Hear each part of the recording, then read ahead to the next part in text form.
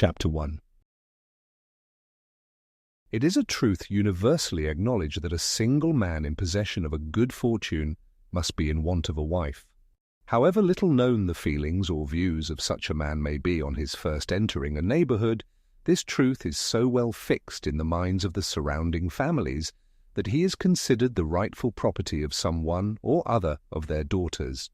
"My dear Mr. Bennet," said his lady to him one day, "have you heard that Netherfield Park is let at last?" Mr. Bennet replied that he had not. "But it is," returned she, "for Mrs. Long has just been here and she told me all about it."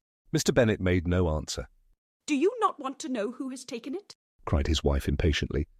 You want to tell me, and I have no objection to hearing it. This was invitation enough. "Why, my dear, you must know. Mrs. Long says that Netherfield is taken by a young man of large fortune from the north of England, that he came down on Monday in a chaise and four to see the place and was so much delighted with it that he agreed with Mr. Morris immediately, that he is to take possession before Michaelmas, and some of his servants are to be in the house by the end of next week." What is his name? "Bingley." Is he married or single? "Oh, single, my dear, to be sure. A single man of large fortune, 4,000 or 5,000 a year. What a fine thing for our girls." How so? How can it affect them? "My dear Mr. Bennet," replied his wife, "how can you be so tiresome? You must know that I am thinking of his marrying one of them." Is that his design in settling here? "Design? Nonsense! How can you talk so? But it is very likely that he may fall in love with one of them, and therefore you must visit him as soon as he comes." I see no occasion for that. You and the girls may go, or you may send them by themselves, which perhaps will be still better, for as you are as handsome as any of them, Mr. Bingley may like you the best of the party. "My dear, you flatter me. I certainly have had my share of beauty, but I do not pretend to be anything extraordinary now. When a woman has 5 grown-up daughters, she ought to give over thinking of her own beauty." In such cases, a woman has not often much beauty to think of. "But, my dear, you must indeed go and see Mr. Bingley when he comes into the neighbourhood." It is more than I engage for, I assure you.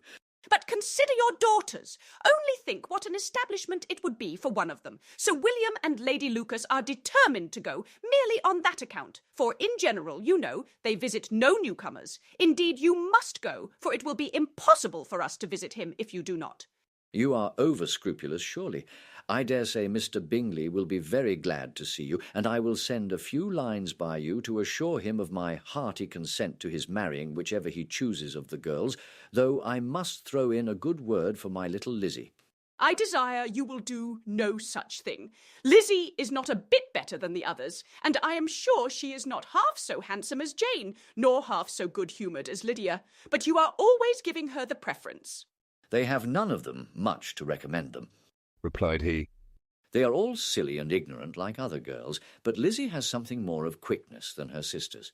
"Mr. Bennet, how can you abuse your own children in such a way? You take delight in vexing me. You have no compassion for my poor nerves."